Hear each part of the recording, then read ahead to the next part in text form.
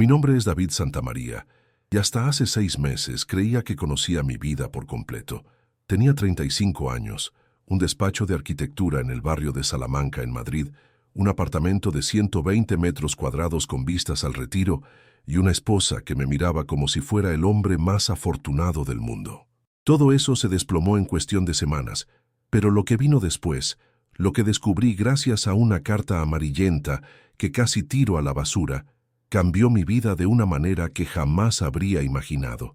Esta es mi historia, y te prometo que cada palabra es cierta, cada lágrima fue real, y cada momento de esperanza que encontré entre las ruinas valió cada segundo de dolor que tuve que atravesar. Era un martes de octubre, cuando recibí la llamada que lo cambiaría todo. Recuerdo exactamente cómo estaba vestido. Camisa azul de rayas finas, corbata de seda italiana que Carmen me había regalado por mi cumpleaños, zapatos de cuero que había lustrado esa misma mañana mientras escuchaba las noticias en la radio. Estaba en mi oficina de la calle Serrano, en el 8º piso de un edificio de oficinas con fachada de cristal, revisando los planos del proyecto más importante de mi carrera. Un complejo residencial de lujo en Las Rozas, valorado en 2 millones de euros, con apartamentos de diseño vanguardista que habían captado la atención de varios medios especializados. Mi socio y cuñado, Miguel Herrera, había conseguido los inversores después de meses de presentaciones y reuniones. Era un hombre carismático, de 42 años, con esa sonrisa fácil que inspiraba confianza inmediata y una habilidad natural para convencer a la gente de que sus ideas eran brillantes. Carmen siempre decía que su hermano mayor tenía el don de hacer que las cosas complicadas parecieran simples. Yo había diseñado cada detalle durante 6 meses interminables.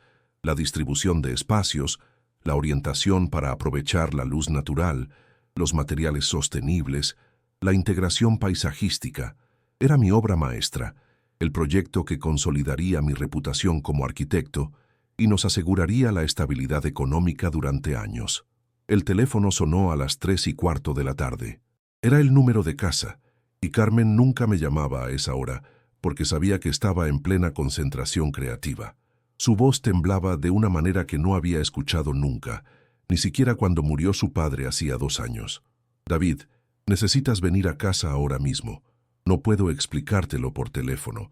Hay 2 hombres aquí con una orden judicial.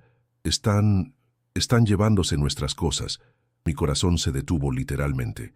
Sentí como si alguien hubiera apretado un interruptor y toda la sangre de mi cuerpo hubiera dejado de circular. Corrí por las calles de Madrid como un loco, esquivando taxis amarillos que pitaban enfurecidos, empujando peatones en los semáforos, tropezando en las aceras mojadas por la lluvia fina que había empezado a caer. Mi mente intentaba procesar qué podía estar ocurriendo.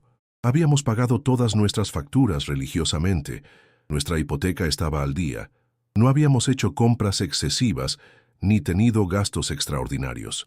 Durante los 20 minutos que tardé en llegar a casa, mi cerebro pasó por todas las posibilidades. Un error administrativo, una confusión de identidades, tal vez algún problema con los impuestos que se podría resolver con una simple llamada a nuestro gestor. Cuando llegué a nuestro edificio de la calle Alcalá, cerca del Parque del Retiro, vi una furgoneta blanca aparcada en doble fila con las puertas traseras abiertas. 2 hombres vestidos con monos azules estaban cargando nuestro televisor de pantalla plana, el mismo que habíamos comprado juntos el año anterior, después de discutir durante semanas si era demasiado caro. Subí las escaleras de 3 en 3, con las llaves temblando en mis manos, y abrí la puerta de nuestro apartamento para encontrar una escena que parecía sacada de una pesadilla. Carmen estaba sentada en el sofá, llorando en silencio con las manos cubriéndose la cara. Nuestro salón, que por la mañana había estado perfectamente ordenado con los muebles que habíamos elegido cuidadosamente durante 5 años de matrimonio, ahora parecía el escenario de un robo. 2 oficiales judiciales empaquetaban metódicamente nuestros electrodomésticos, nuestros cuadros, incluso los libros de mi biblioteca personal. Uno de ellos, un hombre de unos 50 años con bigote gris y expresión profesional, pero no cruel, se acercó a mí con un portafolios de cuero marrón. «Señor Santamaría, Lamento profundamente tener que informarle que existe una orden de embargo por deudas contraídas por su empresa Santa María Arquitectura Sociedad Limitada. Tenemos autorización judicial para requisar bienes por valor de 1.800.000 euros para satisfacer las deudas pendientes con el Banco Santander, el Banco BBVA y Caja Madrid. Las palabras me golpearon como puñetazos directos al estómago. Pero eso es completamente imposible, protesté con voz aguda. Mi empresa no tiene deudas de esa magnitud. Nunca he solicitado préstamos por cantidades tan elevadas. El oficial me mostró una pila de documentos impresos en papel oficial, con sellos, firmas y fechas que parecían legítimos. Su socio, Miguel Herrera Santamaría, firmó en representación de la empresa varios préstamos hipotecarios utilizando su apartamento, su vehículo y otros bienes personales como garantía subsidiaria. Los fondos fueron transferidos a cuentas en Luxemburgo y las Islas Caimán, y ahora las entidades bancarias reclaman el pago inmediato. Según estos documentos, usted avaló personalmente las operaciones. Mis manos temblaron mientras examinaba los papeles. Efectivamente, ahí estaba mi firma, o algo que se parecía mucho a mi firma, en documentos que juraba no haber visto nunca en mi vida. Fechas de hace 3 meses, cuando Miguel me había pedido que firmara varios contratos relacionados con el proyecto de las Rosas. Me había dicho que eran documentos rutinarios, permisos municipales y autorizaciones técnicas que necesitaba procesar rápidamente. Yo había firmado confiando plenamente en él, sin leer cada línea de letra pequeña. Carmen me miró con una expresión que jamás había visto antes, una mezcla de terror absoluto y decepción profunda que me atravesó el alma como un cuchillo. David, ¿cómo pudiste permitir que esto pasara? ¿Cómo pudiste firmar documentos sin leerlos? ¿Cómo pudiste confiar tanto en alguien que has puesto en peligro todo lo que hemos construido juntos? Su voz se quebró en la última frase y yo me di cuenta de que no tenía ninguna respuesta satisfactoria. Le supliqué que me creyera, que no sabía nada de esos préstamos, que Miguel me había engañado, pero las dudas ya habían plantado su semilla venenosa en sus ojos. Los siguientes días fueron una pesadilla kafkiana que parecía no tener fin.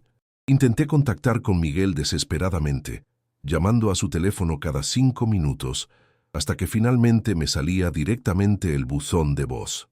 Fui a su apartamento en el barrio de Chamberí, pero la portera me dijo que había empacado 2 maletas grandes y se había marchado en un taxi 3 días antes, sin dejar dirección de contacto. Su oficina en la calle Príncipe de Vergara estaba cerrada con un cartel de «Se alquila» pegado en el cristal de la puerta principal. Los embargos se sucedían uno tras otro con una precisión militar que me dejaba sin aliento. El miércoles se llevaron todos los muebles del despacho, las mesas de dibujo alemanas que había comprado con mi primer sueldo como arquitecto independiente, la computadora de alta gama con programas de diseño que costaba más que un coche pequeño, incluso las plantas ornamentales que Carmen había elegido para dar vida al espacio.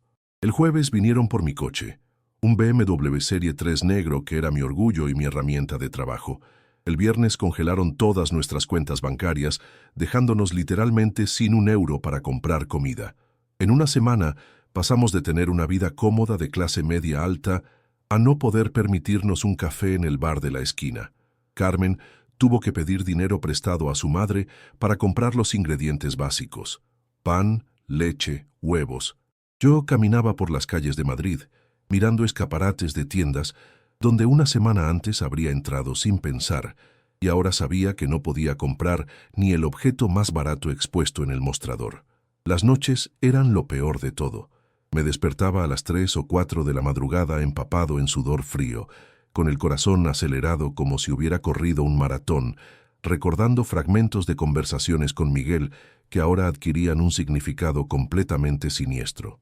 Como cuando me preguntó por los números de mis cuentas bancarias personales, supuestamente para simplificar las transferencias de beneficios, o cuando insistió en que firmara documentos sin leerlos porque teníamos prisa para cumplir con los plazos legales, o cuando se ofreció voluntariamente a gestionar todos los aspectos financieros del proyecto para que yo pudiera concentrarme únicamente en el diseño arquitectónico. Carmen me observaba levantarme a medianoche y caminar por el apartamento como un zombi, y su silencio era más doloroso que cualquier reproche verbal. Durante el día, me miraba con una expresión que mezclaba pena y resentimiento, como si no supiera si sentir lástima por mí o culparme por haber sido tan ingenuo.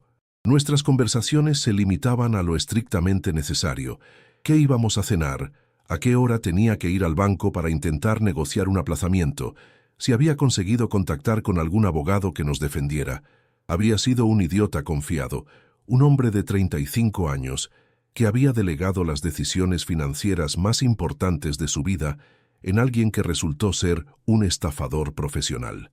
Pero lo que más me dolía no era la pérdida material, sino darme cuenta de que mi propio cuñado, el hermano de mi esposa, había planificado meticulosamente mi destrucción durante meses, quizás años, fingiendo cariño familiar mientras preparaba mi ruina. La orden de desahucio llegó un lunes gris de noviembre, entregada por un cartero que me pidió que firmara el recibí con expresión de pena sincera. Tenía 72 horas para abandonar el apartamento, que había sido nuestro hogar durante los últimos 4 años. Empaqué mis pocas pertenencias restantes en 3 cajas de cartón que había conseguido en un supermercado cercano. Algunos libros que los oficiales judiciales no habían considerado valiosos, fotografías familiares, certificados profesionales y ropa básica para una semana. Carmen había tomado su decisión 2 días antes. La encontré una tarde empaquetando sus cosas en silencio, con movimientos mecánicos y precisos, sus manos temblando ligeramente mientras doblaba la ropa que habíamos comprado juntos en nuestro viaje a París el año anterior. No puedo más, David. No puedo vivir con esta incertidumbre constante, sin saber si mañana aparecerán más deudas de las que no sabemos nada, si todo lo que hemos construido durante 5 años de matrimonio es una mentira o una ilusión. No puedo vivir con la sensación de que mi propia familia me ha traicionado a través de ti. Sus palabras eran como cristales rotos en mi garganta. Le rogué que no se fuera, que me diera tiempo para arreglar la situación, que juntos podríamos superar cualquier crisis. Prometí que recuperaría todo lo que habíamos perdido, que encontraría a Miguel y lo obligaría a devolver el dinero robado, que nuestro matrimonio saldría fortalecido de esta prueba. Pero su decisión estaba tomada con la firmeza de alguien que ha pensado cada argumento durante semanas. Se fue a casa de su hermana menor en Valencia, llevándose solo 2 maletas y la alianza de boda que se quitó delante de mí antes de salir por la puerta. Desde entonces, apenas hemos intercambiado mensajes fríos y funcionales a través de nuestros abogados, comunicaciones sobre trámites de divorcio que no contienen ni una sola palabra de afecto o nostalgia por lo que habíamos compartido. Me quedé completamente solo en un apartamento que ya no era mío, esperando la orden final de desahucio mientras escuchaba el eco de mis pasos en habitaciones vacías. Las noches eran un infierno de silencio absoluto, interrumpido solo por el ruido de la calefacción central y los coches que pasaban por la calle. Dormía en un colchón inflable que había comprado en una tienda de deportes. Comía bocadillos de jamón York sentado en el suelo y me duchaba con agua fría porque habían cortado el gas por falta de pago. Llamé a mi único amigo que aún me dirigía la palabra después del escándalo.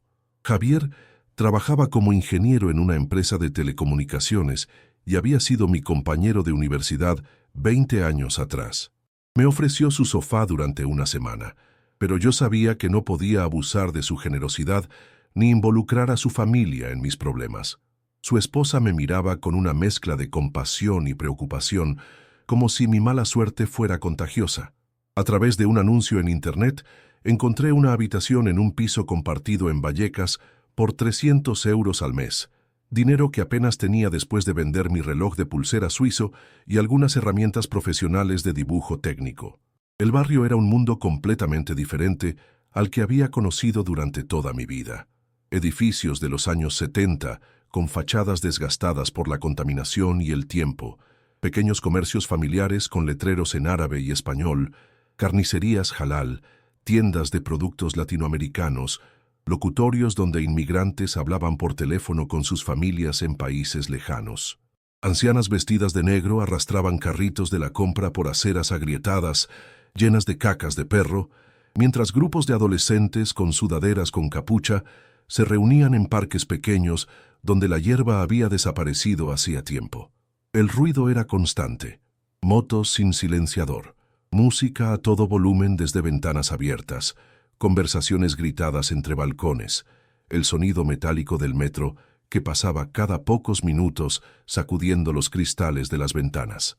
Mi nueva casa era un cuarto de 10 metros cuadrados en un quinto piso sin ascensor, con una ventana diminuta que daba a un patio interior donde siempre olía a comida frita y se escuchaban discusiones de vecinos hasta altas horas de la madrugada.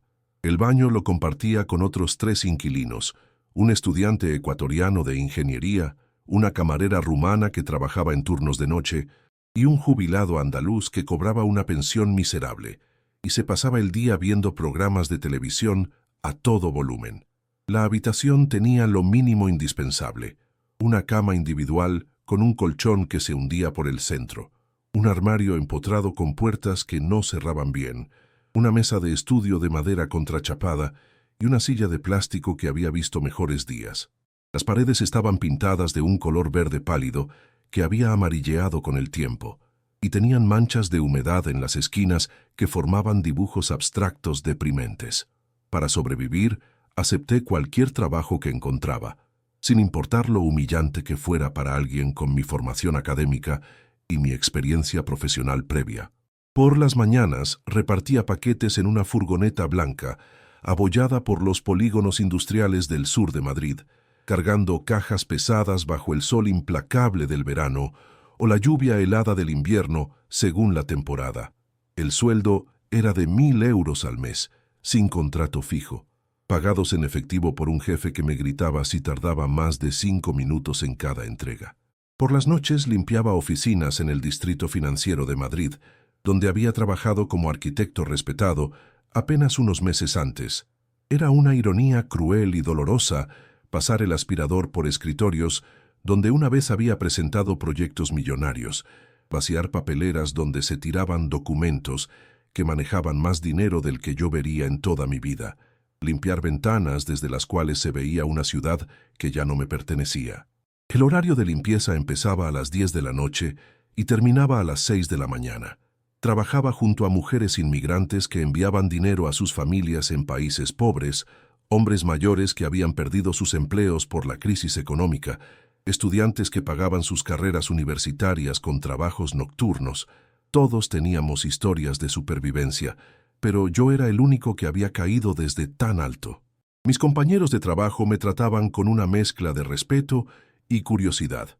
Notaban que mis modales y mi forma de hablar no correspondían con mi situación laboral actual, pero nadie hacía preguntas indiscretas. En el mundo de los trabajos precarios existe una solidaridad silenciosa, un entendimiento tácito de que cada persona tiene sus motivos para estar ahí y que no es necesario explicar el pasado. Fueron 4 meses de supervivencia pura y simple. Comía principalmente arroz con huevos fritos, pasta con tomate frito de brick, bocadillos de queso y jamón York barato. Bebía agua del grifo para ahorrar cada euro posible, compraba ropa en tiendas de segunda mano, caminaba kilómetros para evitar pagar el metro cuando no era estrictamente necesario. Mis zapatos de cuero italiano se desgastaron hasta tener agujeros en las suelas y los reparé con cinta adhesiva porque no podía permitirme comprar otros nuevos. Los fines de semana me permitía un único lujo: un café con leche en el bar de abajo de mi edificio, mientras leía periódicos gratuitos y fingía que todavía tenía una vida normal. Me sentaba en una mesa cerca de la ventana, observando pasar a las familias que iban al parque cercano, y trataba de recordar cómo se sentía tener planes para el futuro, proyectos que no fueran simplemente sobrevivir hasta el día siguiente. Los camareros del bar me miraban con curiosidad, preguntándose qué hacía un hombre con mis modales educados y mi acento de clase media en aquel barrio de inmigrantes y trabajadores. Yo sonreía educadamente y pagaba mis 90 céntimos de café, tratando de mantener la dignidad intacta, como si fuera un actor interpretando el papel de una persona normal en una obra de teatro muy triste. Durante esos meses de pobreza absoluta, desarrollé una hipersensibilidad hacia el dinero que jamás había tenido cuando lo tenía en abundancia. Sabía exactamente cuánto costaba cada producto en cada supermercado del barrio. Calculaba mentalmente si me podía permitir comprar un yogur o una manzana. Guardaba las monedas sueltas en un frasco de cristal como si fueran tesoros valiosos. También descubrí aspectos de la ciudad de Madrid que nunca había visto desde mi posición privilegiada anterior. Los comedores sociales donde familias enteras hacían cola para conseguir un plato de comida caliente, las farmacias que vendían medicamentos sueltos a personas que no podían comprar cajas completas, los bancos donde la gente dormía tapada con cartones durante las noches de invierno. Una noche de marzo, mientras vaciaba las papeleras de una torre de oficinas en Nazca, donde las luces de la ciudad se extendían como un mar de diamantes hasta el horizonte, encontré un periódico económico abandonado con una noticia que me llamó la atención. La Policía Internacional había arrestado a varios empresarios españoles en Panamá por fraude fiscal y blanqueo de capitales en una operación coordinada entre España, Panamá y Estados Unidos. Entre las fotos de los detenidos, que aparecían con los ojos tapados por barras negras, pero perfectamente reconocibles, identifiqué inmediatamente la cara de Miguel Herrera. Llevaba gafas de sol de marca, una camisa hawaiana de colores llamativos y una sonrisa arrogante que me resultó insoportablemente familiar. Según el artículo, había sido capturado en un resort de lujo de 5 estrellas, donde se hospedaba bajo identidad falsa, viviendo una vida de rico excéntrico, con dinero robado a sus víctimas. La noticia explicaba que Miguel formaba parte de una red internacional de estafadores que utilizaban empresas fantasma para lavar dinero procedente de fraudes inmobiliarios. Había engañado a docenas de socios comerciales en España, Francia e Italia, robando millones de euros que había transferido a paraísos fiscales antes de desaparecer con documentación falsificada. Esa noche no pude dormir. Me quedé sentado en mi cama individual, leyendo y releyendo el artículo hasta que me lo aprendí de memoria. Durante meses había fantaseado obsesivamente con el momento en que Miguel pagaría por lo que me había hecho, imaginando escenas de justicia poética donde lo confrontaba cara a cara y le exigía explicaciones. Pero ahora que había ocurrido realmente, me sentía extrañamente vacío y desconectado. Su arresto no me devolvería mi vida anterior, mi matrimonio roto, mi reputación profesional arruinada o los meses de humillación y pobreza que había tenido que soportar. Era una pequeña satisfacción moral en un océano de pérdidas materiales y emocionales que parecía infinito. La justicia había llegado, pero llegaba demasiado tarde para reparar el daño que había sufrido mi alma. Al día siguiente, animado por una energía nerviosa que no sabía de dónde venía, decidí hacer una limpieza profunda en mi habitación diminuta.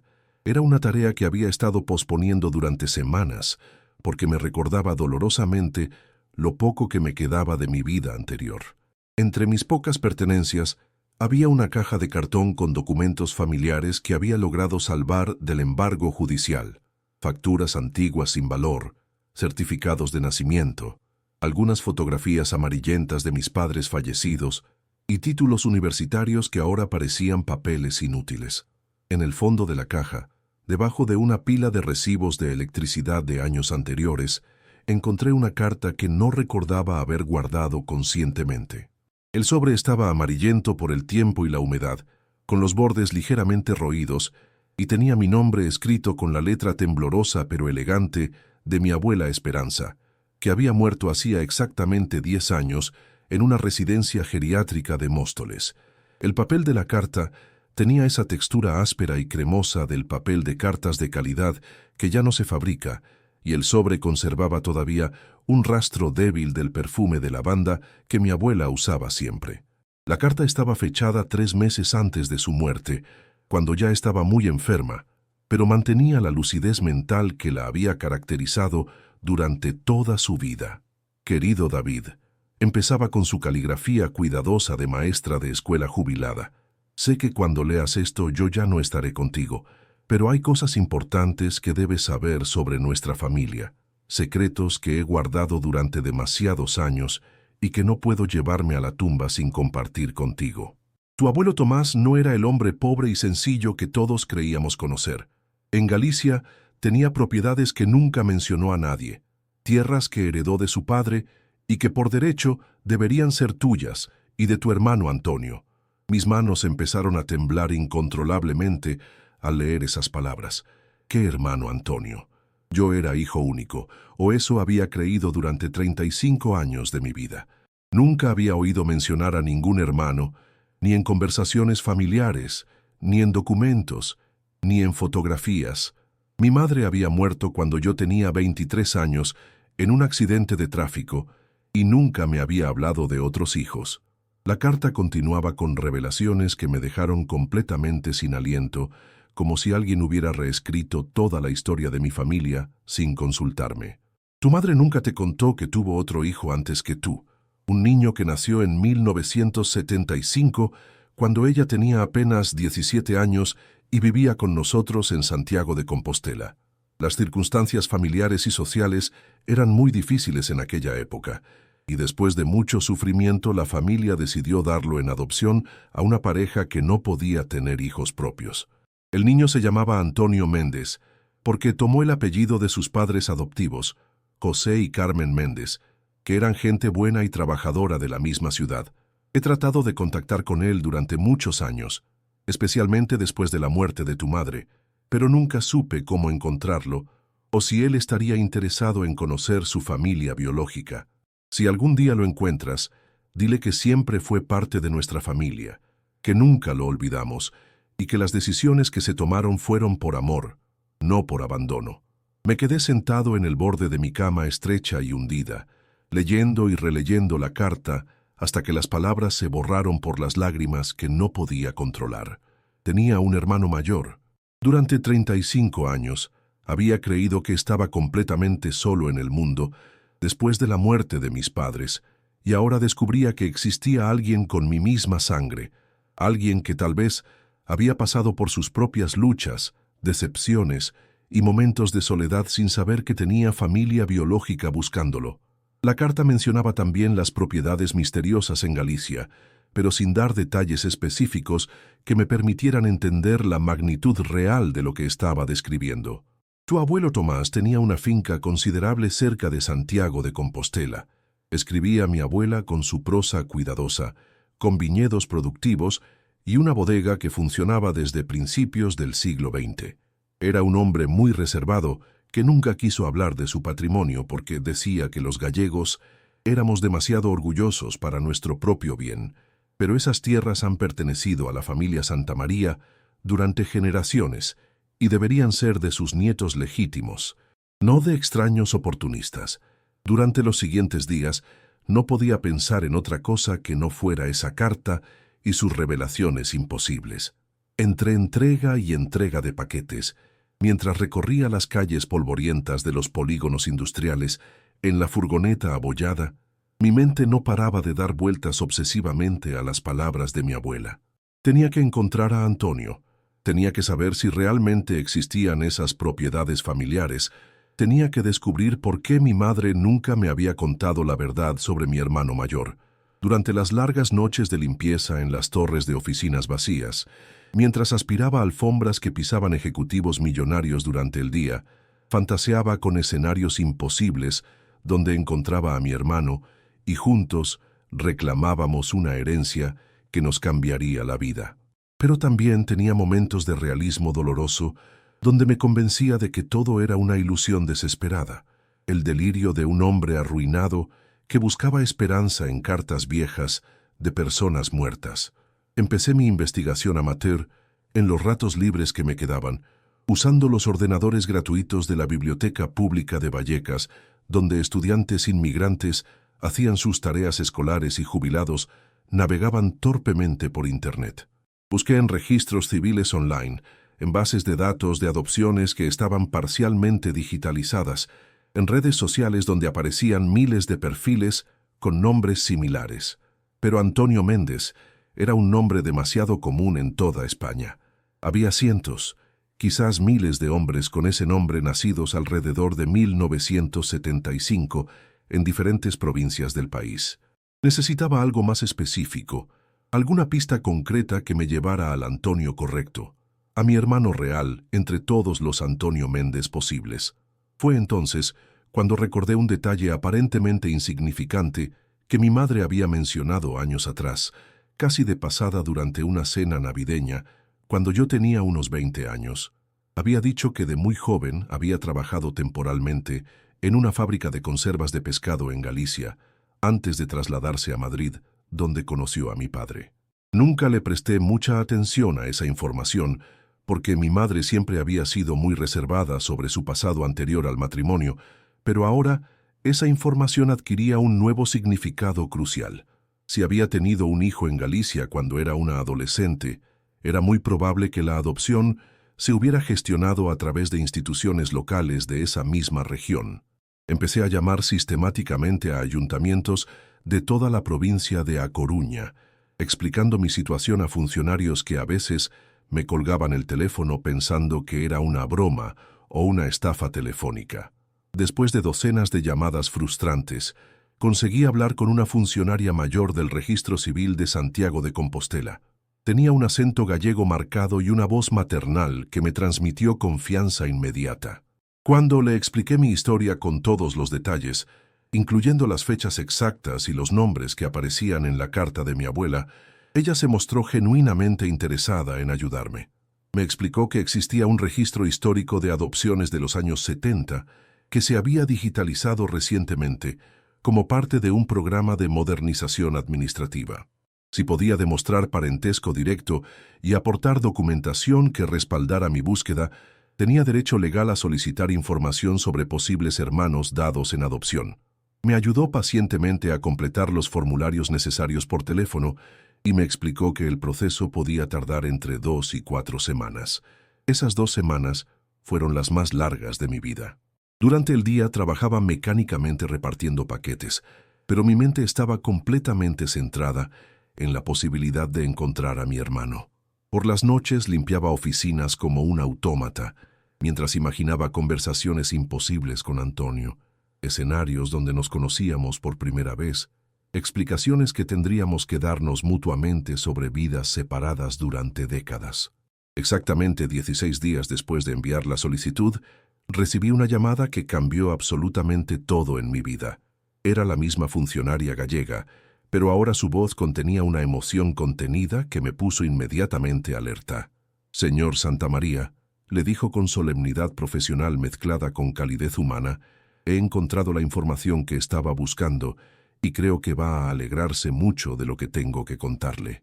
Había localizado el registro oficial de adopción de Antonio Méndez Santamaría, nacido el 15 de abril de 1975 en el Hospital Clínico de Santiago de Compostela.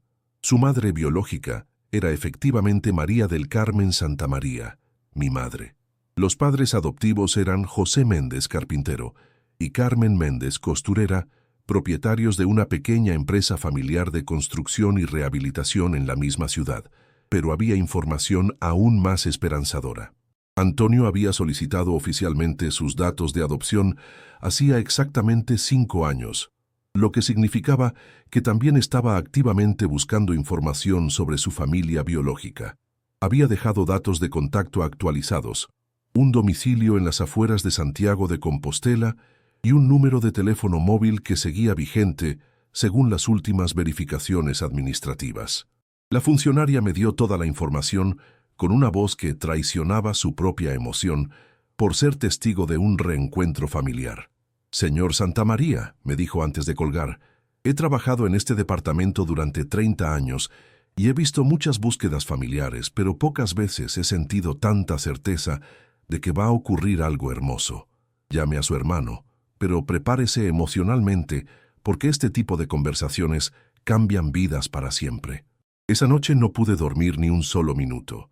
Me quedé sentado en mi cama individual hasta el amanecer, ensayando 1000 veces mentalmente lo que le diría a Antonio, cómo me presentaría, qué preguntas le haría, cómo reaccionaría si él no estaba interesado en conocerme.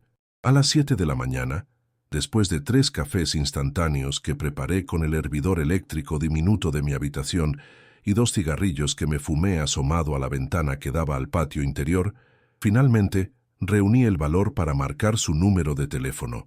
El teléfono sonó 4 veces largas, que me parecieron horas antes de que una voz profunda, cálida y vagamente familiar contestara con un simple diga que me erizó la piel. ¿Es usted Antonio Méndez?, pregunté con voz temblorosa. Antonio Méndez, nacido en abril de 1975, en Santiago de Compostela. Sí, soy yo, respondió con cierta prevención comprensible. ¿Quién habla y cómo ha conseguido mi número personal? Me llevó varios minutos largos y confusos explicarle quién era y por qué lo estaba llamando. Tuve que repetir mi nombre completo 3 veces, explicar cómo había encontrado su información de contacto, resumir el contenido de la carta de nuestra abuela y convencerlo de que no era una broma cruel o una estafa telefónica sofisticada. Al principio, hubo silencio absoluto al otro lado de la línea, luego preguntas rápidas y nerviosas sobre fechas, nombres y detalles familiares. Después, una pausa tan larga que pensé que había colgado el teléfono. Finalmente, su voz volvió a la línea, pero ahora temblaba tanto como la mía, y tenía un tono completamente diferente, cargado de emoción contenida durante décadas. «David, hermano», me dijo con voz quebrada, «llevo más de 30 años buscándote sin saber siquiera tu nombre». Esas palabras me rompieron por completo. Me eché a llorar como un niño abandonado en mi habitación diminuta de Vallecas, mientras mi hermano mayor hacía exactamente lo mismo a cientos de kilómetros de distancia en Galicia. Hablamos durante más de 3 horas consecutivas, interrumpiendo la conversación solo cuando uno de los dos se emocionaba demasiado para continuar hablando coherentemente. Antonio me contó su historia personal con una generosidad emocional que me sobrecogió. Una infancia feliz y estable, con sus padres adoptivos que habían muerto en un accidente de carretera cuando él tenía 25 años, estudios de administración de empresas en la Universidad de Santiago de Compostela, un matrimonio temprano que había terminado en divorcio amistoso después de 5 años sin hijos. Actualmente, trabajaba como administrador y socio minoritario en varias empresas familiares de construcción y turismo rural en diferentes pueblos de Galicia, un trabajo que le gustaba porque le permitía mantener conexiones con comunidades pequeñas donde todavía existían valores tradicionales de solidaridad y honestidad. Vivía solo en una casa rural que había rehabilitado personalmente en las afueras de Santiago, rodeado de bosques de eucaliptos y campos de cultivo donde criaba algunas gallinas y cultivaba un huerto orgánico para consumo propio. Yo le conté mi propia historia con todos los detalles dolorosos.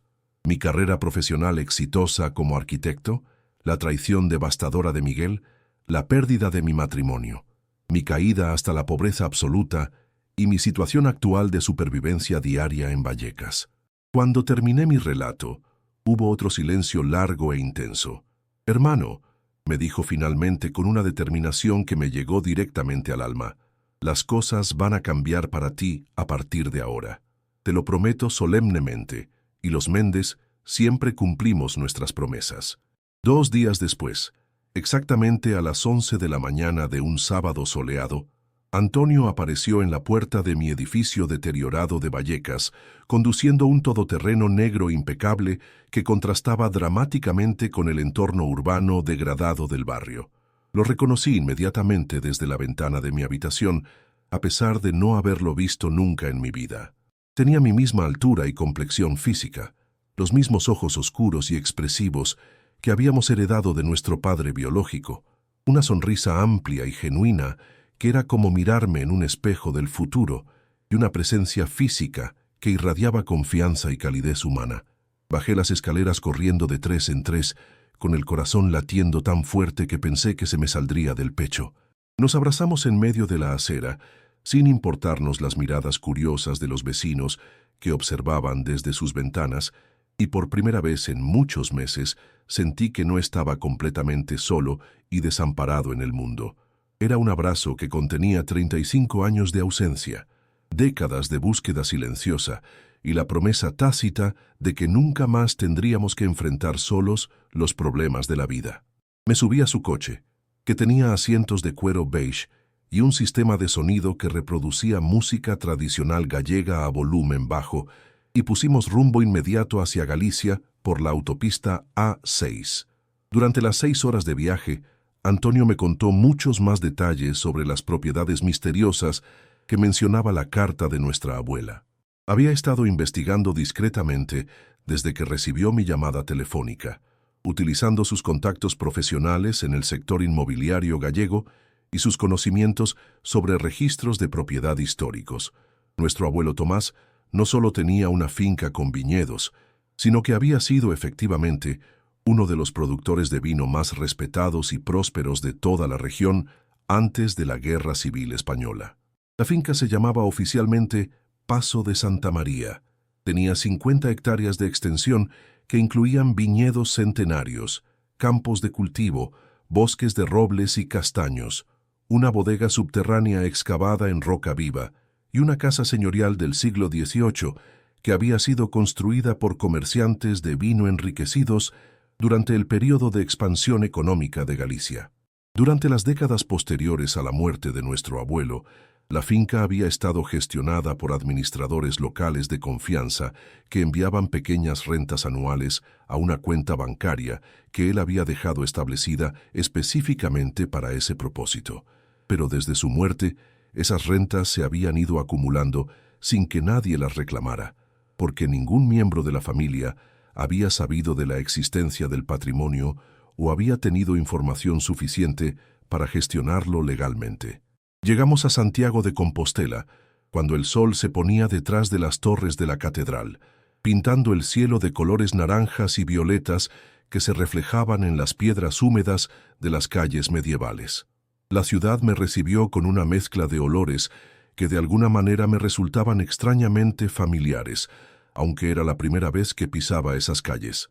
Lluvia reciente sobre granito antiguo, humo de chimeneas de leña, comida tradicional gallega cocinándose en restaurantes familiares y ese aroma húmedo y vegetal característico del clima atlántico.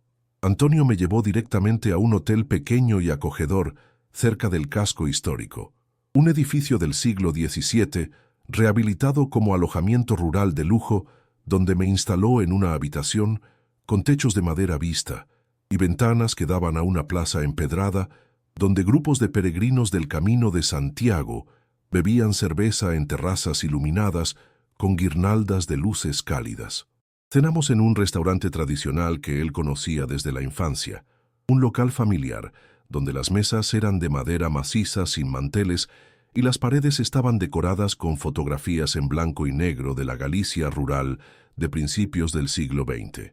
Pedimos pulpo a la gallega, empanada de mejillones, lacón con grelos y vino blanco de la tierra servido en tazas de cerámica según la costumbre local. Entre plato y plato, intercambiamos historias personales que llenaban décadas de ausencia mutua, recuerdos de infancias separadas, pero extrañamente paralelas, y descubrimientos de manías familiares compartidas que nos hacían reír hasta las lágrimas. Al día siguiente, después de un desayuno gallego completo con café con leche, tostadas con mermelada casera y zumo de naranja natural, fuimos finalmente a visitar la finca familiar. El Paso de Santa María quedaba a media hora en coche por carreteras comarcales serpenteantes, bordeadas de muros de piedra seca cubiertos de musgo verde, eucaliptos gigantescos que se mecían con el viento atlántico y pequeñas aldeas donde las casas de granito tenían jardines llenos de hortensias azules y ropa tendida en cuerdas entre árboles frutales. Cuando finalmente llegamos y Antonio detuvo el coche frente a las puertas de hierro forjado de la entrada principal, me quedé literalmente sin palabras por la impresión. El Paso de Santa María era una construcción absolutamente majestuosa de granito gallego gris y ocre, con una arquitectura señorial que mezclaba elementos renacentistas y barrocos, ventanas altas enmarcadas en piedra tallada, balcones de hierro forjado con barandillas elaboradas, y una fachada principal de 3 plantas, coronada por un escudo heráldico de la familia Santa María, tallado en piedra. El edificio estaba rodeado por un jardín extenso que había crecido parcialmente salvaje durante años de abandono relativo, pero que mantenía una belleza aristocrática y melancólica que me recordó inmediatamente a las novelas románticas del siglo XIX. Había caminos de grava bordeados de setos de boj, fuentes de piedra cubiertas de musgo, donde crecían helechos silvestres, árboles centenarios que daban sombra a bancos de mármol desgastados por el tiempo y rosales trepadores que cubrían pérgolas de hierro oxidado. El administrador de la finca, un hombre mayor de unos 70 años llamado Benito Fernández, nos recibió en la puerta principal con lágrimas literales en los ojos. «¡Santos cielos!», exclamó al vernos juntos por primera vez. «Sois la viva imagen de don Tomás cuando era un hombre joven. Es como si hubiera vuelto de la tumba, multiplicado por 2. Benito había conocido personalmente a nuestro abuelo durante los últimos años de su vida y había estado gestionando la propiedad como administrador fiel durante las 2 décadas posteriores a su muerte. Nos enseñó cada rincón del paso con el orgullo y la nostalgia de alguien que había dedicado su vida profesional a preservar un patrimonio que consideraba sagrado. Las habitaciones principales estaban llenas de muebles originales cubiertos por sábanas blancas que les daban un aspecto fantasmal pero elegante, camas con dosel de madera tallada, armarios enormes con espejos biselados, escritorios de caoba con cajones secretos y sillones de cuero gastado donde nuestro abuelo había leído periódicos y tomado decisiones comerciales. La biblioteca personal de nuestro abuelo era particularmente impresionante. 3 paredes completamente cubiertas de estanterías de roble macizo, llenas de libros sobre viticultura en gallego, castellano y francés, manuales técnicos de agricultura de principios del siglo XX, novelas clásicas en ediciones originales, y una colección completa de documentos históricos sobre la evolución de la industria del vino en Galicia desde el siglo XVII.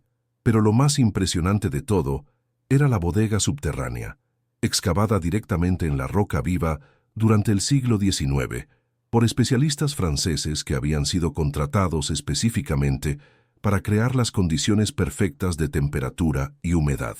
Bajamos por escaleras de piedra iluminadas con lámparas eléctricas instaladas discretamente entre las piedras originales y llegamos a una serie de cámaras abovedadas donde todavía se conservaban cientos de barricas de roble con vinos de cosechas anteriores que habían estado envejeciendo sin supervisión durante años.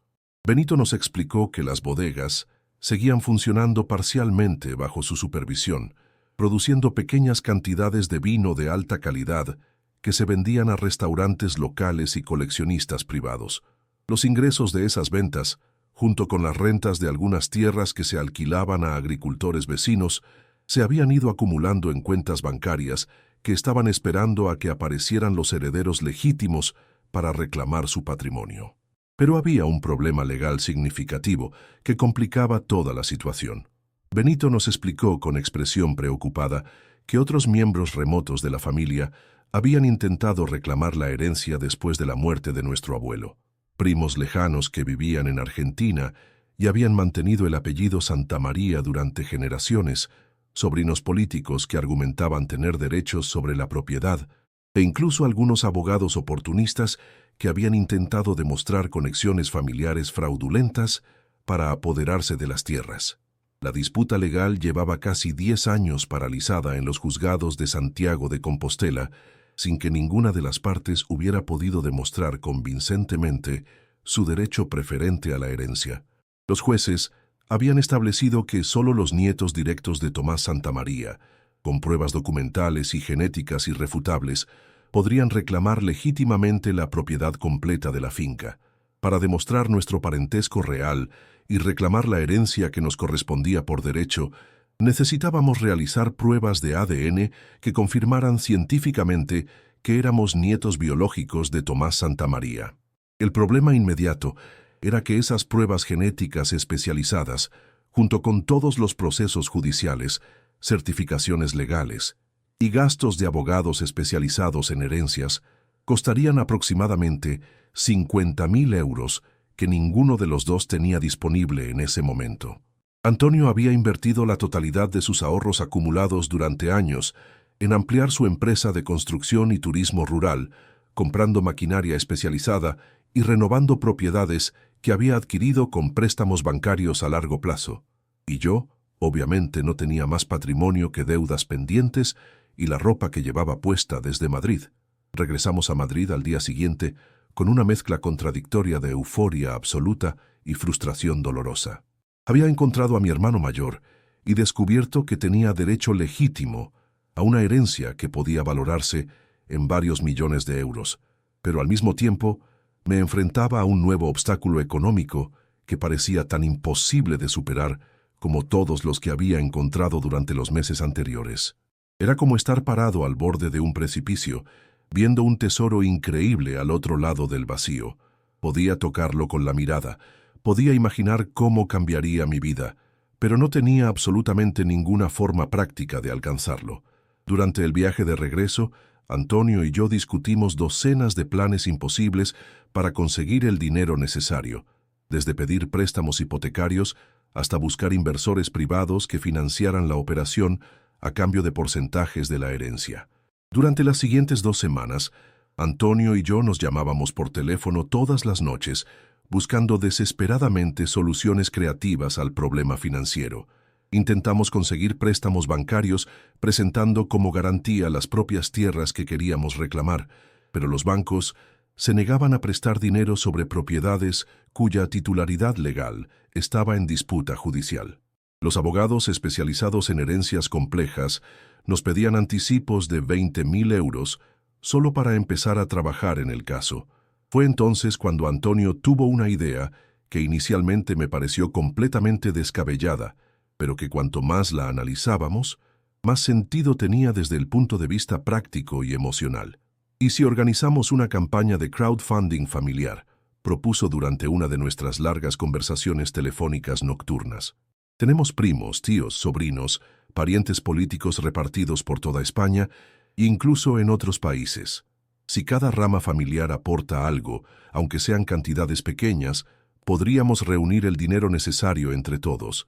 Al principio pensé que era una idea demasiado optimista e ingenua. No conocíamos personalmente a la mayoría de nuestros parientes lejanos. No sabíamos si estarían interesados en ayudar a 2 desconocidos que aparecían de repente reclamando vínculos familiares, y no teníamos forma de garantizar que realmente recuperaríamos la herencia para poder devolver las aportaciones.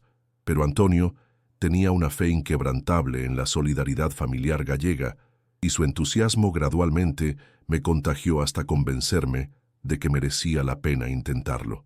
Pasamos 3 semanas completas, localizando meticulosamente a todos los Santamaría y Méndez que pudimos encontrar en las páginas amarillas de toda España, en registros civiles digitalizados, en redes sociales, en directorios profesionales y a través de contactos personales de amigos y conocidos. Creamos listas detalladas con nombres, direcciones, números de teléfono y grados de parentesco aproximados según la información genealógica que habíamos podido reconstruir. Escribimos cartas personalizadas explicando nuestra situación familiar con todos los detalles relevantes, incluyendo fotografías de la finca, copias de documentos históricos y testimonios de Benito sobre la veracidad de nuestras reclamaciones. Creamos un grupo de WhatsApp familiar donde íbamos añadiendo a parientes que respondían positivamente a nuestros contactos iniciales, y organizamos una reunión presencial en Santiago de Compostela para cualquier familiar que quisiera conocer los detalles del proyecto de primera mano. La respuesta fue absolutamente abrumadora y emocionante. Empezaron a aparecer primos segundos y terceros que no sabíamos que existían, tías abuelas de pueblos perdidos de las montañas de Lugo que habían conservado historias orales sobre la familia durante generaciones, sobrinos emigrados que vivían en Argentina, México y Venezuela y habían mantenido el apellido Santamaría durante décadas de vida en el extranjero.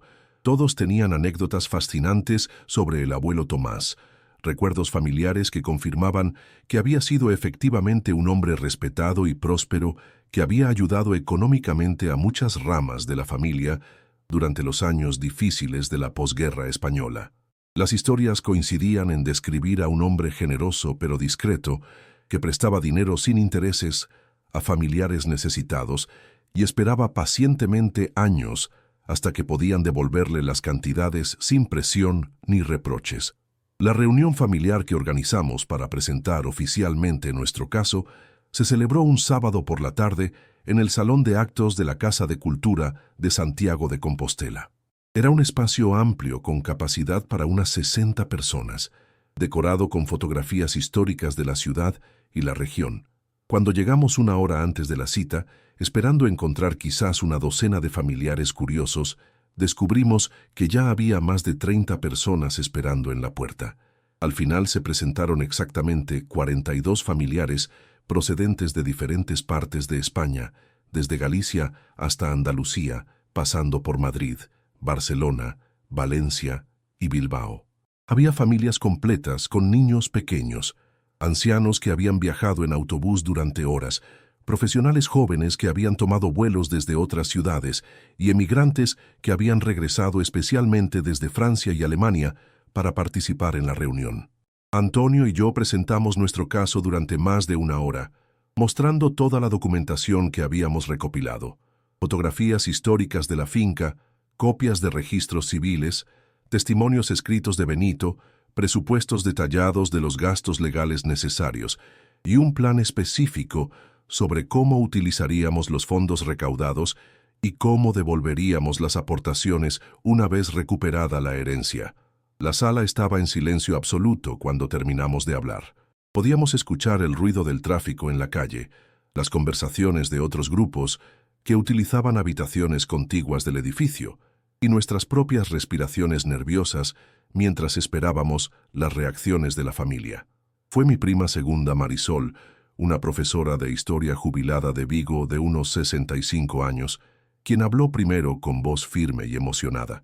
«Yo me acuerdo perfectamente de vuestro abuelo Tomás», dijo dirigiéndose directamente a nosotros.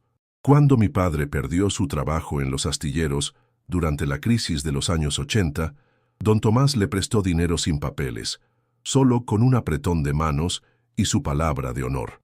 Nunca le cobró intereses y esperó pacientemente más de 3 años hasta que pudo devolverle el dinero íntegro.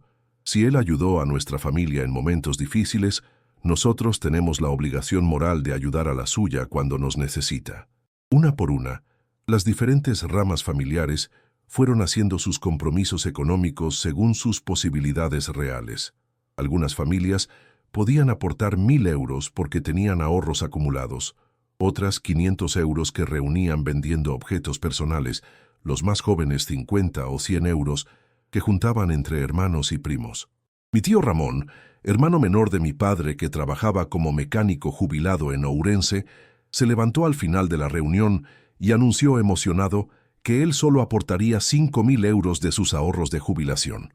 «Vuestra historia me ha llegado directamente al corazón», declaró con los ojos húmedos de emoción.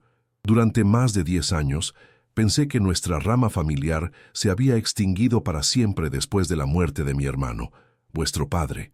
Nunca supe que había un nieto vivo, y ahora resulta que hay 2 sobrinos luchando valientemente por recuperar lo que les pertenece por derecho. Es mi deber y mi alegría contribuir a que tengáis éxito».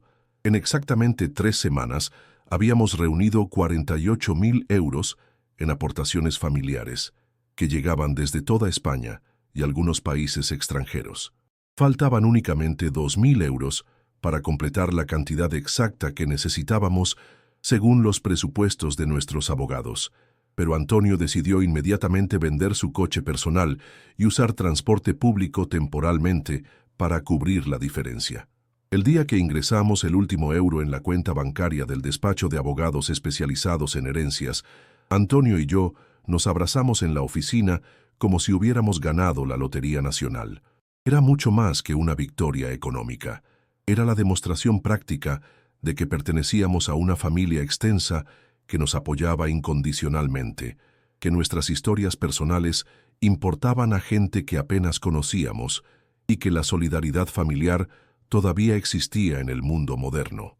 Los análisis de ADN confirmaron científicamente lo que ya sabíamos en nuestros corazones con certeza absoluta. Éramos nietos legítimos directos de Tomás Santamaría y teníamos derecho legal indiscutible a heredar el Pazo de Santa María. Las pruebas genéticas mostraron coincidencias del 99.7%, con muestras de cabello y uñas que se habían conservado en objetos personales de nuestro abuelo. El juicio final fue prácticamente una formalidad legal sin drama. Los otros reclamantes No pudieron presentar pruebas genéticas que respaldaran sus supuestos vínculos familiares y retiraron voluntariamente sus demandas cuando vieron la solidez científica de nuestras pruebas de parentesco. El juez dictaminó oficialmente que Antonio Méndez Santamaría y David Santamaría eran los únicos herederos legítimos de las propiedades de Tomás Santamaría, incluyendo la totalidad de la finca, las bodegas, las tierras de cultivo y todas las cuentas bancarias acumuladas durante décadas. Pero mientras esperábamos el veredicto judicial definitivo, recibí otra llamada telefónica completamente inesperada que añadió un capítulo final sorprendente a mi historia personal de caída y redención. Era el abogado madrileño que había estado llevando discretamente mi caso legal contra Miguel y las entidades bancarias que habían ejecutado el embargo fraudulento de mis bienes personales.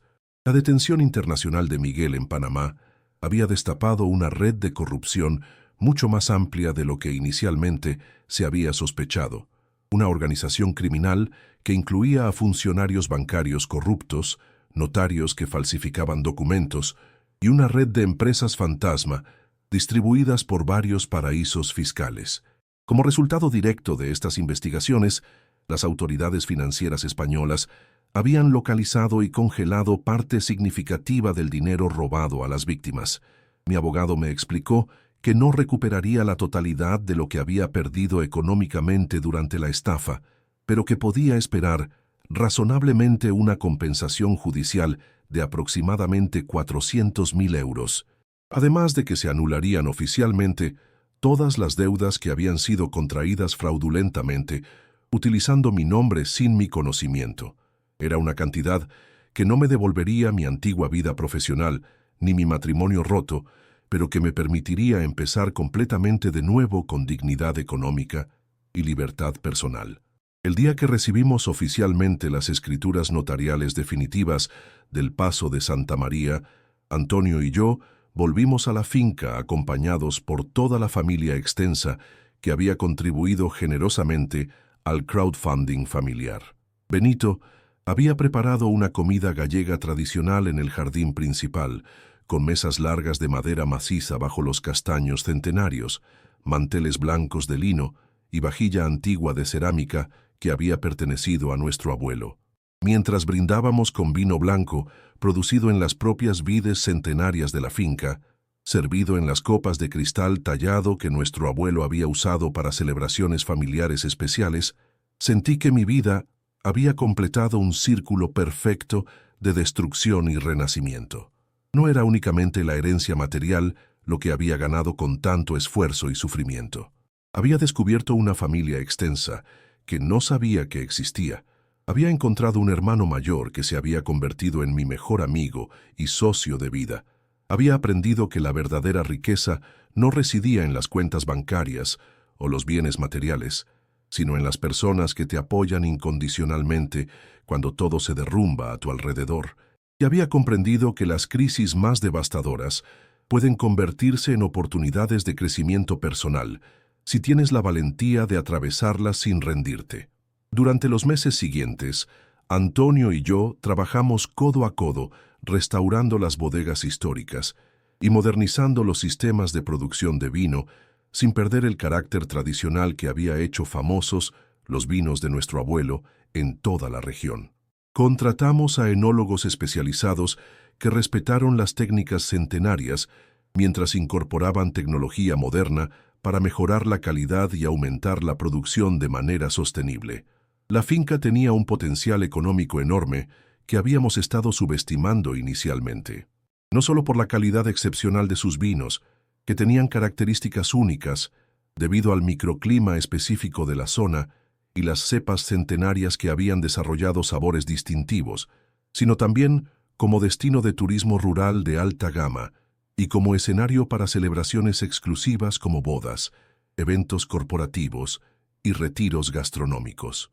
Decidimos crear una sociedad comercial al 50%, donde Antonio se encargaría de todos los aspectos de gestión empresarial, marketing, relaciones con distribuidores y administración financiera, mientras que yo diseñaría todas las renovaciones arquitectónicas necesarias para convertir parte del paso histórico en una casa rural de lujo que respetara el patrimonio arquitectónico mientras ofrecía todas las comodidades modernas.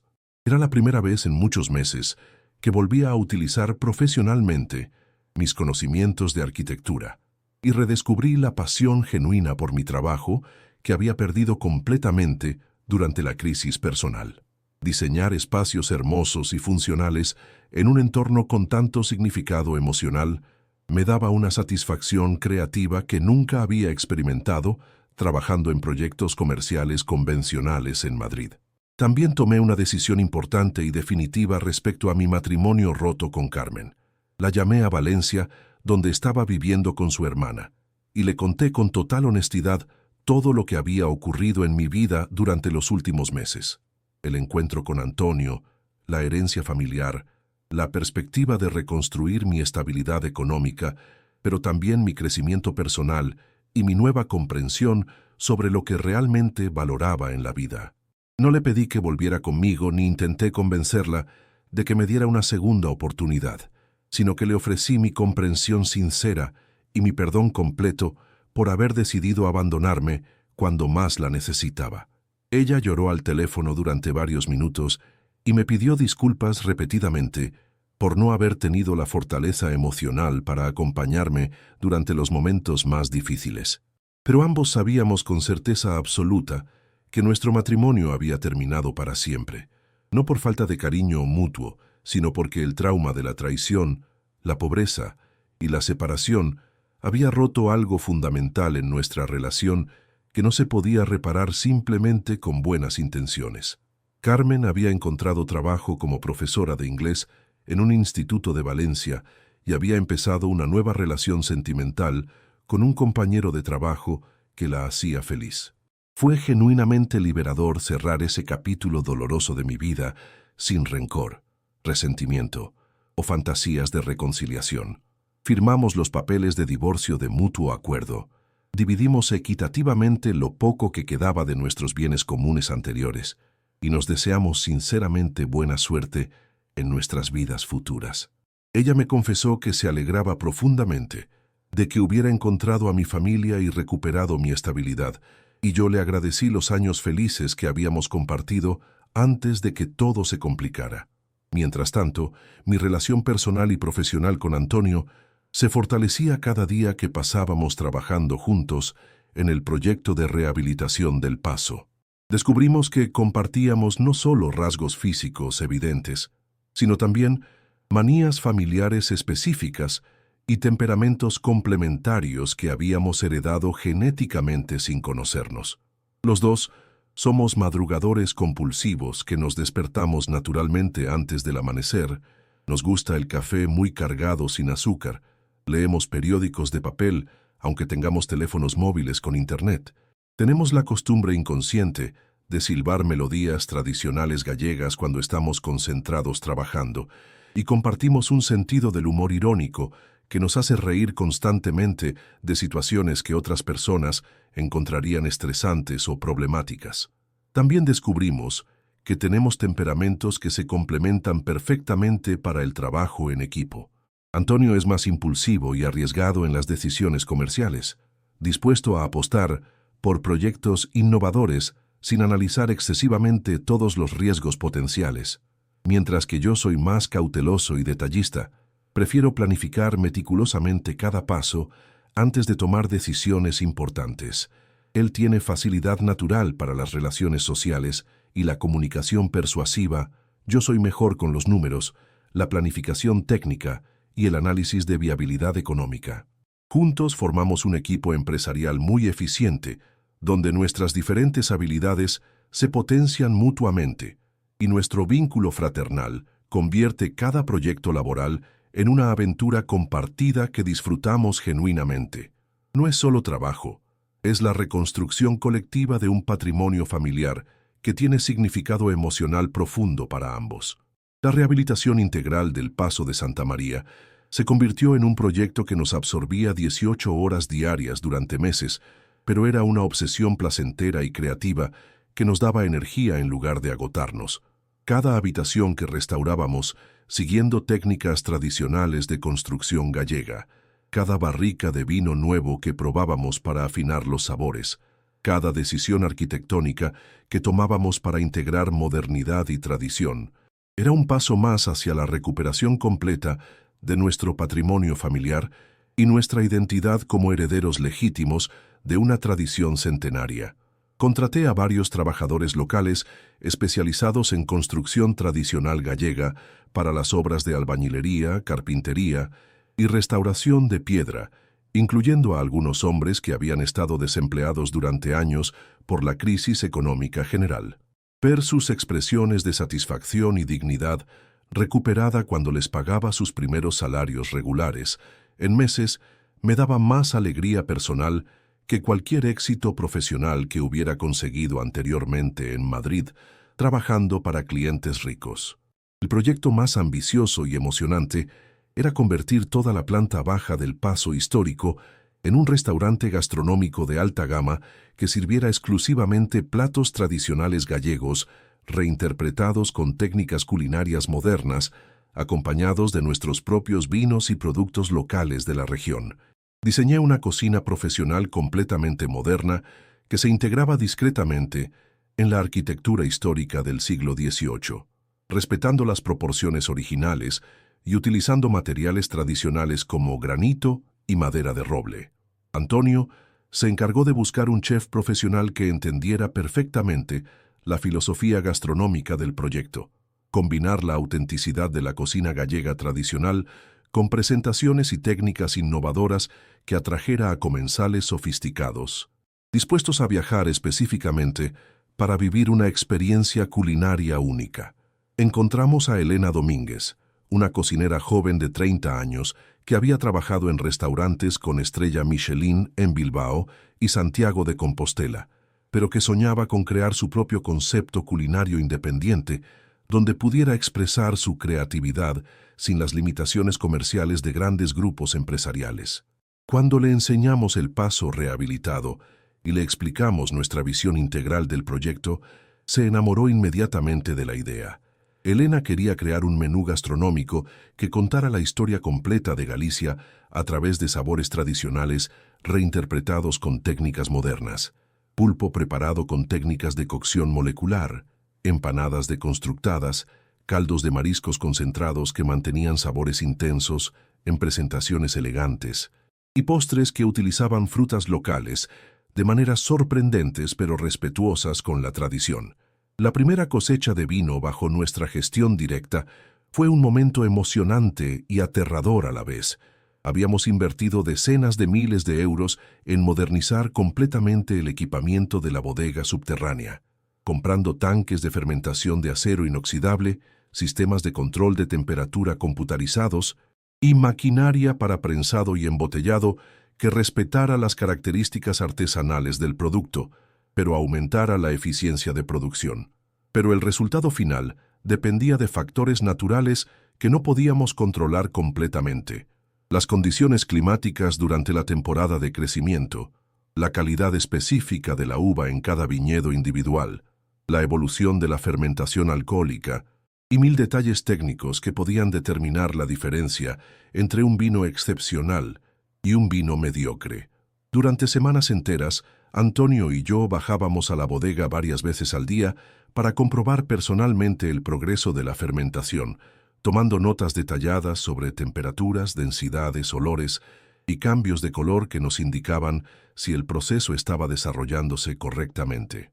Era como cuidar a un bebé las 24 horas del día, con la responsabilidad adicional de que nuestro éxito económico futuro dependía completamente del resultado.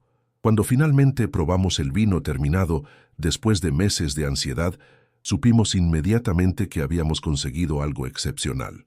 Era un albariño con cuerpo, personalidad propia y complejidad de sabores que mantenía el carácter tradicional distintivo de los vinos que había producido nuestro abuelo, pero con toques modernos que lo hacían único y competitivo en el mercado actual de vinos de alta gama.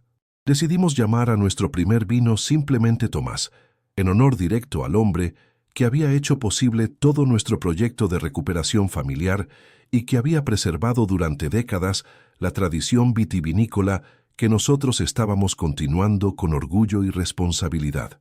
El lanzamiento oficial del Paso de Santa María como destino turístico rural y gastronómico fue un evento que quedará grabado para siempre en mi memoria como uno de los días más felices y satisfactorios de mi vida.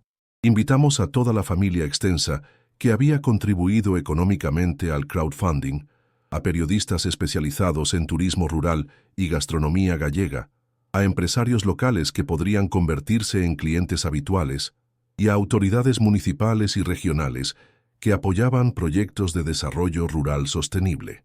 La noche anterior a la inauguración oficial, Antonio y yo nos quedamos despiertos hasta muy tarde sentados en el porche principal del Pazo, bebiendo tranquilamente nuestro propio vino mientras observábamos las luces de Santiago de Compostela en la distancia y recordábamos todo el camino extraordinario que habíamos recorrido desde aquella primera llamada telefónica llena de nervios y esperanza. Hace exactamente un año, yo era un hombre completamente arruinado, que vivía en una habitación alquilada de 10 metros cuadrados en Vallecas, trabajando como repartidor y limpiador nocturno para sobrevivir día a día, me dijo Antonio, con voz emocionada. Y yo llevaba más de 30 años buscando desesperadamente una familia biológica que no sabía si realmente existía o si estaba dispuesta a conocerme. Ahora tenemos todo esto. Nos tenemos el uno al otro como hermanos de verdad y tenemos un futuro que podemos construir juntos con nuestras propias manos. La inauguración fue un éxito rotundo que superó todas nuestras expectativas más optimistas. Los primeros huéspedes del hotel rural quedaron absolutamente encantados con las habitaciones que había diseñado, donde había logrado combinar exitosamente la elegancia arquitectónica histórica del Pazo con todas las comodidades modernas que esperan los viajeros contemporáneos. Baños completamente renovados con duchas de lluvia, sistemas de calefacción eficientes, conexión Wi-Fi de alta velocidad y vistas espectaculares a los viñedos y bosques circundantes. El restaurante se llenó completamente desde el primer día de funcionamiento, con una lista de espera de más de 2 semanas para conseguir mesa durante los fines de semana. Los comensales quedaban impresionados no solo por la calidad excepcional de la comida de Elena, sino también por la experiencia integral de cenar en un entorno histórico tan hermoso mientras degustaban vinos producidos en los mismos viñedos que podían ver desde las ventanas del comedor. Los vinos Tomás se agotaron completamente en la primera semana de ventas y tuvimos que aumentar inmediatamente la producción planificada para el año siguiente, contratando a más trabajadores locales y ampliando las superficies de cultivo mediante la recuperación de viñedos abandonados que habían pertenecido históricamente a la finca. Pero más allá del éxito comercial inmediato, lo que más me llena de satisfacción profunda y duradera es la sensación de continuidad familiar y propósito histórico que hemos logrado recuperar y transmitir. Cada huésped que se aloja en el Pazo se lleva una parte auténtica de la historia de nuestro abuelo y de nuestra familia. Cada botella de vino que vendemos mantiene viva su memoria y sus tradiciones. Cada comida que sirve Elena en el restaurante es una celebración genuina de la cultura gallega, que él preservó y defendió durante toda su vida. También hemos creado un museo familiar pequeño, pero muy cuidado, en una de las habitaciones laterales del Pazo, donde exhibimos fotografías históricas de diferentes generaciones de la familia, herramientas tradicionales de viticultura que utilizaba nuestro abuelo, documentos originales que explican la evolución de la finca a lo largo de los siglos, y objetos personales que nos ayudan a mantener viva la conexión emocional con nuestros antepasados. Los visitantes pueden entender claramente que no están simplemente en un hotel rural comercial convencional, sino en un lugar con alma propia, memoria colectiva y significado histórico que trasciende la experiencia turística superficial. Es exactamente lo que queríamos conseguir, que la gente se fuera con la sensación de haber participado en algo auténtico y valioso. Mi vida personal también ha encontrado un nuevo equilibrio emocional que no había experimentado nunca anteriormente. Conocí a Patricia Mendoza, una arquitecta paisajista de A Coruña, especializada en jardines históricos y espacios rurales, que vino al Pazo por recomendación de las autoridades municipales para diseñar la rehabilitación de los jardines exteriores según criterios de sostenibilidad ambiental y respeto al patrimonio botánico tradicional. Trabajamos juntos durante meses enteros, planificando senderos serpenteantes entre los viñedos que permitieran a los huéspedes pasear cómodamente mientras disfrutaban de vistas panorámicas del valle, zonas de descanso estratégicamente situadas con bancos de piedra local y pérgolas cubiertas de vides, jardines de hierbas aromáticas que Elena utiliza en sus creaciones culinarias, y espacios de contemplación donde los visitantes pueden relajarse leyendo o simplemente observando el paisaje rural. Nuestra relación profesional se convirtió muy gradualmente en algo más personal y profundo, sin prisa ni presiones, de manera tan natural que casi no nos dimos cuenta de cuándo dejamos de ser colegas para convertirnos en algo más íntimo. Patricia entiende completamente mi pasado traumático sin juzgarlo, valora mi presente sin idealizarlo y comparte mi visión del futuro sin imponer sus propias expectativas o limitaciones. Es una mujer independiente, ambiciosa profesionalmente y emocionalmente madura, que tiene sus propios proyectos arquitectónicos en diferentes ciudades de Galicia, pero que también disfruta genuinamente de las tardes tranquilas en El Paso bebiendo vino casero mientras planificamos nuevas mejoras para la finca, o simplemente conversamos sobre libros, viajes y planes futuros sin presiones. No tenemos prisa por formalizar oficialmente nuestra relación sentimental.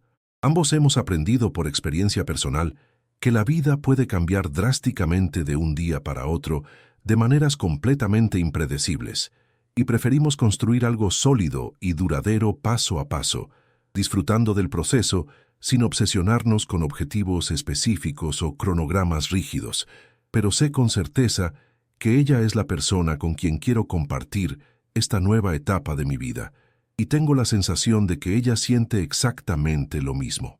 Antonio también ha encontrado el amor verdadero de nuevo después de años de soledad.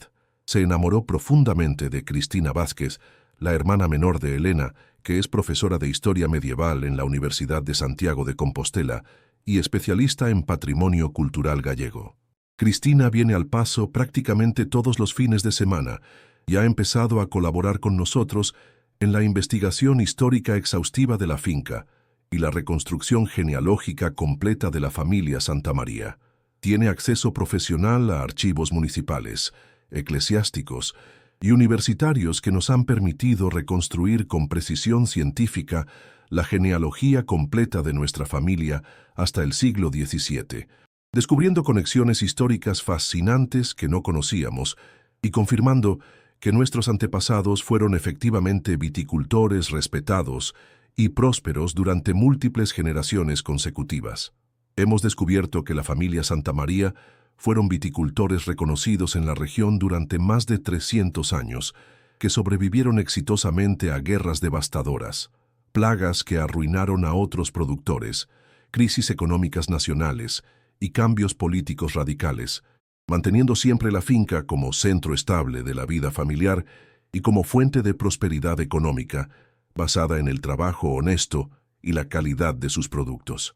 Somos los herederos directos, no solo de unas propiedades valiosas, sino de una tradición ininterrumpida de trabajo, honestidad, resistencia y excelencia que se remonta a cientos de años de historia familiar. Esta perspectiva histórica me ha ayudado enormemente a entender mi propia crisis personal desde una óptica completamente diferente y mucho más constructiva. La traición devastadora de Miguel, la pérdida dolorosa de mi matrimonio, los meses humillantes de pobreza absoluta y soledad no fueron simplemente desgracias aleatorias o castigos injustos, sino pruebas necesarias que tenía que superar para poder conectar auténticamente con algo mucho más grande e importante que mi propia vida individual y mis ambiciones profesionales limitadas. Era absolutamente necesario perder completamente todo lo que tenía para poder encontrar lo que realmente necesitaba: una familia verdadera, un propósito vital con significado histórico y la comprensión profunda de que la verdadera seguridad no viene de acumular dinero o posesiones materiales, sino de tener habilidades útiles, relaciones sólidas, principios éticos y la capacidad de reconstruir tu vida desde cero cuando las circunstancias externas se vuelven adversas. Ahora, cuando bajo a la bodega subterránea durante las mañanas tempranas y veo las barricas de roble, donde fermenta silenciosamente el vino de este año, siento una presencia casi tangible de mi abuelo Tomás y de todos los Santamaría que trabajaron estas mismas tierras durante generaciones anteriores. No es una presencia mística o sobrenatural, sino la conciencia profunda y reconfortante de formar parte de una cadena humana ininterrumpida que se extiende hacia el pasado histórico y hacia el futuro que estamos construyendo.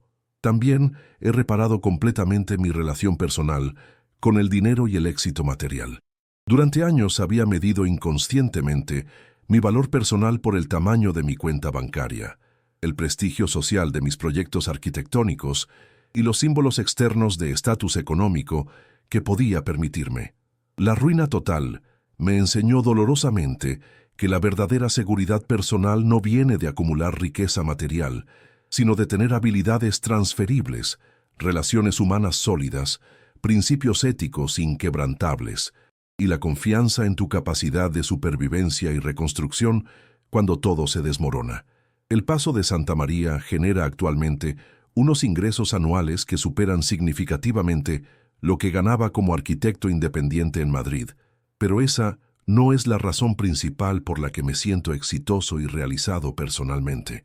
Me siento genuinamente exitoso porque cada día hago trabajo que tiene significado histórico y emocional, porque tengo una familia que me apoya incondicionalmente, porque contribuyo positivamente al bienestar económico de mi comunidad local, y porque estoy construyendo algo valioso que perdurará mucho más allá de mi propia vida individual. Los fines de semana, cuando el Paso se llena completamente de huéspedes satisfechos y el restaurante está operando a plena capacidad, con comensales que han viajado desde ciudades lejanas específicamente para vivir nuestra experiencia gastronómica, Antonio y yo a veces nos escapamos por las tardes para caminar tranquilamente por los senderos entre los viñedos. Hablamos de planes ambiciosos para el futuro. Queremos expandir gradualmente la producción de vino, manteniendo siempre la calidad artesanal, añadir más habitaciones al hotel rural, rehabilitando otras partes del Paso que todavía no hemos tocado, y tal vez abrir una sucursal del restaurante de Elena en el centro histórico de Santiago de Compostela para llegar a más comensales. Pero también hablamos constantemente de cosas simples y cotidianas que nos llenan de satisfacción, el tiempo atmosférico y cómo afecta a las vides, los sabores específicos del vino de este año comparado con el anterior, los chistes que nos cuenta Benito cuando recuerda anécdotas de nuestro abuelo, las historias familiares que vamos descubriendo a través de las investigaciones de Cristina. Es en esos momentos de calma y contemplación cuando comprendo completamente la ironía extraordinaria de toda mi historia personal. Tuve que ser traicionado despiadadamente por mi cuñado para poder encontrar a mi hermano verdadero. Tuve que perder un matrimonio basado en la estabilidad económica para descubrir qué tipo de amor realmente quería en mi vida. Tuve que quedarme literalmente sin un centavo para poder heredar una fortuna familiar que no sabía que existía. Tuve que tocar el fondo absoluto de la desesperación para entender cuál era realmente mi techo de posibilidades. La carta amarillenta de mi abuela Esperanza sigue guardada cuidadosamente en mi escritorio personal, ahora enmarcada como el documento más importante y valioso de toda mi existencia. De vez en cuando la leo completa y siempre descubro detalles nuevos, frases que adquieren significados diferentes según mi estado de ánimo específico o las circunstancias particulares del momento. Pero siempre termina de la misma manera, con la misma promesa profética que cambió mi destino para siempre. Si algún día lo encuentras, dile que siempre fue parte de nuestra familia. Encontré a Antonio, y él me encontró a mí. Encontramos nuestro lugar auténtico en el mundo, nuestra vocación profesional con propósito, nuestras parejas ideales, nuestro significado existencial. Pero sobre todo, encontramos la certeza absoluta de que nunca más estaremos solos o desamparados, porque ahora sabemos que somos parte inseparable de algo infinitamente más grande que nuestras vidas individuales. Mi nombre es David Santamaría, tengo 36 años, Y esta es la historia completa de cómo una traición devastadora me llevó hasta la verdad familiar, cómo una pérdida total me llevó al encuentro más importante de mi vida, y cómo una carta vieja y amarillenta me devolvió la vida que no sabía que estaba buscando desesperadamente. Si hay algo fundamental que he aprendido durante este proceso, es que a veces es absolutamente necesario perderse completamente para poder encontrarse de verdad, y que las crisis más dolorosas pueden convertirse en las bendiciones más grandes si tienes la valentía y la persistencia para atravesarlas sin rendirte jamás.